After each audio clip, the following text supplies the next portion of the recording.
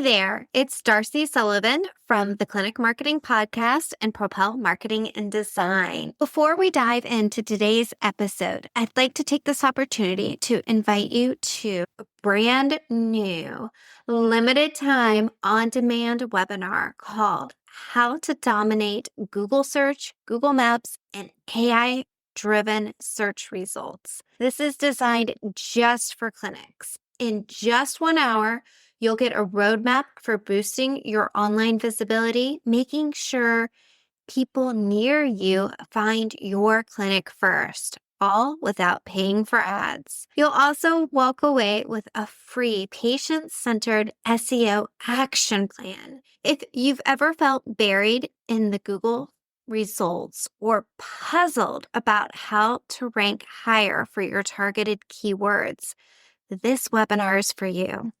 Register now by visiting propelyourcompany.com/learn or grab the link in the show notes. Hey there, it's Darcy Sullivan from Propel Marketing and Design, and you're listening to the Clinic Marketing Podcast. Today, we're talking about preventative care marketing, meaning how to attract the kinds of patients who want to stay ahead of issues, not just react when something hurts. We're also talking about forward-thinking content because if your marketing only speaks to people who are already in pain, you end up with a business that feels more like a revolving door. New patients, crises, quick fixes, they disappear and repeat. Preventative care marketing helps you build something steadier. It grows your clinic with patients who value consistency, who show up for plans, and who are more likely to refer you to other people that you would probably want as your patients. So in this episode, I'm going to break down why preventative health content works so well, what to say when someone feels fine and doesn't think they need you, and a simple content strategy you can put on autopilot without posting every day. Okay, let's jump in. Most clinic marketing is about pain. For example, with chiropractors, it's back pain, neck pain, headaches, sciatica, injury recovery, stress. And this makes sense because pain creates urgency. But there's another huge group of people that want you, and they're not being spoken to. These are the people who sit a lot and know it's catching up with them. They're active and they want to stay active. They're juggling kids and work and feel a little off, but not broken enough to say, ouch, I'm in pain. I need help right now. They're starting to notice stiffness, tension, or small reoccurring issues. They've tried to ignore things and they don't want it to turn into a bigger problem. So they're aware, they're just not urgent. And because they're not urgent, they need a different message. Preventative care marketing is how you reach this group of people. Now, when I say preventative care marketing, I'm not saying you should promise to prevent everything or make big claims. I'm talking about marketing that positions your clinic as the place people go to stay ahead of flare-ups, maintain function and mobility, recover well, and reduce the chance of repeating the same cycle, where they feel better in day-to-day life. They get a plan, not just a temporary fix. Preventative marketing is about what happens between those crisis moments. It's the bridge between I'm in pain, help, and I want to feel good long term. And for clinics, it can be one of the fastest ways to improve your retention, payment plan acceptance, referrals, and overall stability in revenue, because you're not depending on those emergency, ouch, I'm in pain type instances to get bookings. Let's talk about why this content performs well. Preventative content works because it taps into 3 powerful patient motivations. Motivation number 1, people want control. When someone is dealing with recurring issues, even mild ones, they want to feel like they can do something about it. Content that gives them a clear plan makes them feel empowered. Motivation driver number 2, people want reassurance. A lot of people feel a symptom and wonder, is it normal? Is this something I should worry about? Or am I just overreacting? Preventative content explains what to watch for and what to do next. This builds trust fast. And motivation number 3, people want to avoid the spiral. Most people have experienced the spiral. I'm sure you have. I know I have. They ignore it. It gets worse. Life gets harder. Then it becomes a bigger deal than it needs to be. Preventative content is basically saying, let's not do that this time. Instead, let's make a plan and take better action. The biggest mistake clinics make when they market prevention, there's a few of these. So I want to go into what you should avoid. So here's what not to do. The mistake is creating content that's too generic. I'm sure you've seen it. And it looks like stretch more, drink water, get better sleep. I could like to call these like the baby breath of the bouquet and flowers because they're just filler and they really do nothing. And in fact, I've seen a lot of these, especially if people are relying on a social media company that just puts together generic content or blog posts that are generic content. We don't want that generic content. None of this is wrong, but it's not positioning you as the obvious next step. You want preventative content that connects the dots. Here's what you might be noticing. Here's why this is happening. Here's what you can do at home. And here's when it's time to get professional help. That last part, here's when it's time to get professional help, that is what turns content into patients. Now, when we're talking about content, we're talking about social media content, we're talking about blog content, we're talking about general content on your website, we're talking about email marketing, and we're talking about video marketing. So let that kind of float around as you start to come up with ideas. Now, let's go into how to give your content framework that is easy to repeat. And I like to call this the preventative content pyramid because it has 3 levels. Level 1, this is the awareness content for the I'm fine audience. This content is for people who are not searching for care yet. They're thinking, I'm fine. I'm just tired. It's normal. It'll pass. Or, I'm fine. Ooh, I woke up with my hips feeling a little off. It'll just pass. You know the examples that probably pertain to what your clinic offers. But your job is to help them notice patterns.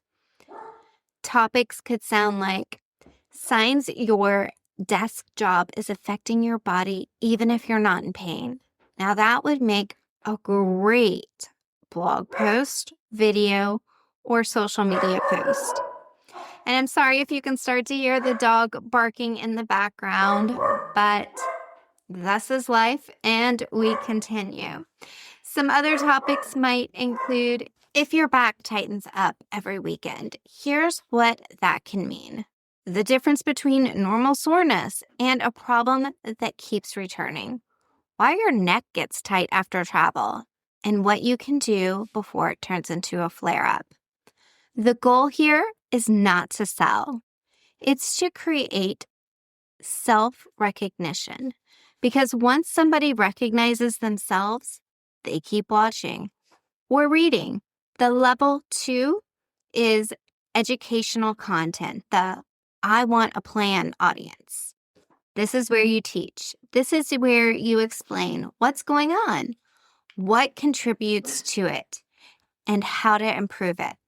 These topics can sound like the 3 biggest reasons people keep getting the same flare-ups, or how to build a routine that supports your mobility in 10 minutes a day, what to do when you're active but you keep tweaking the same area, or how stress shows up physically and what supports recovery.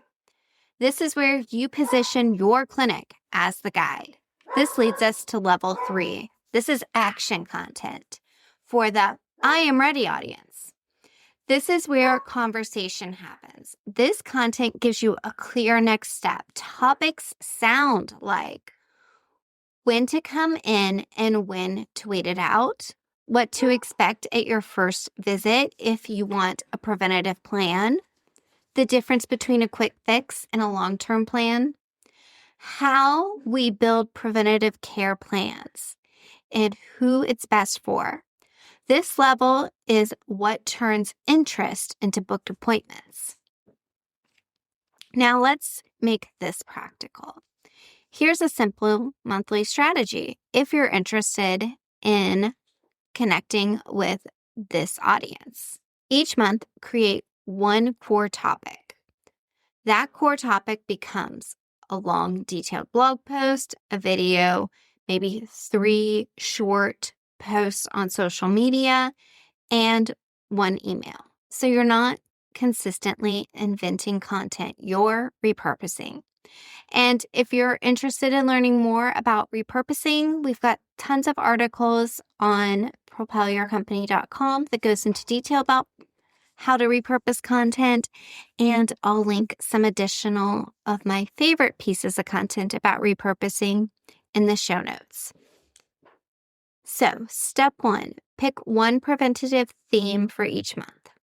Maybe it's mobility and stiffness, stress and tension, posture and desk setup, recovery after workouts, recurring headaches, seasonal routines, like gardening or traveling season, or something related to winter. Step 2, build one core piece of content. This is your anchor piece. Now, depending on your personality, the resources that you have, some people prefer to start this piece of content as a long form video, while others prefer to start it as a long form blog post. Either way, do what feels comfortable for you. If you're doing a video, we suggest that it be between 7 to 10 minutes, remembering that you can also break that down into shorter clips. And if you are doing a blog post, suggest that it be between 900 to 1200 plus words. Now, a note here. Do not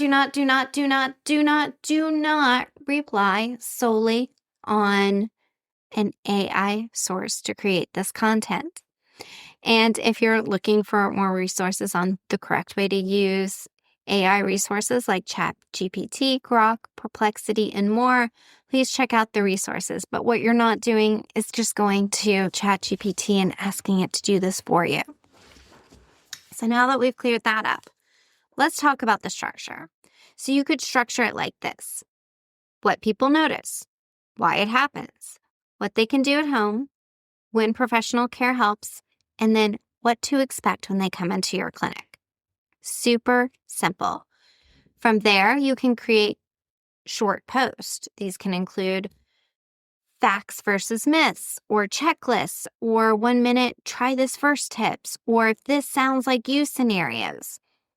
Very, very simple here. And then you can also do step 4, which is send an email. Your email can be simple,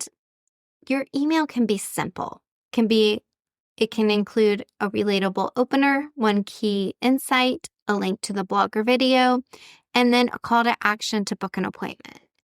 This is an easy, sustainable plan. It keeps you consistent without posting every day.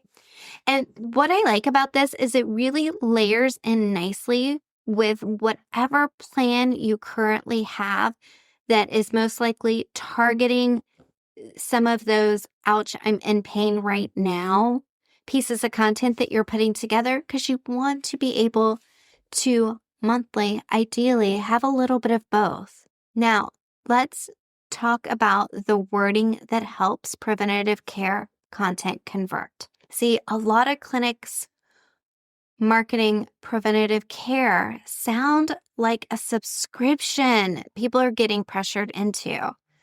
They don't want that.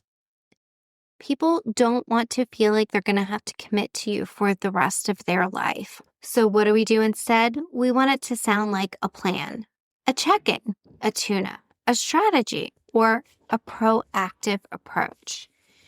Here are some call to action phrases that tend to work. Request a preventative care consult. Book a movement and mobility assessment. Schedule a wellness plan visit. Ask us what a preventative plan would look like for you. Not sure if this is for you? Send us a question. Notice how those really reduce the pressure. They don't sound salesy. They sound like an invite to take an action, again, without sounding salesy. Let's do a few quick examples so you can see how this plays out. Example 1. The desk job professional. They feel stiff, not injured. Your content says, if you feel tight every day at 3 p.m., you're not aging. It's a pattern.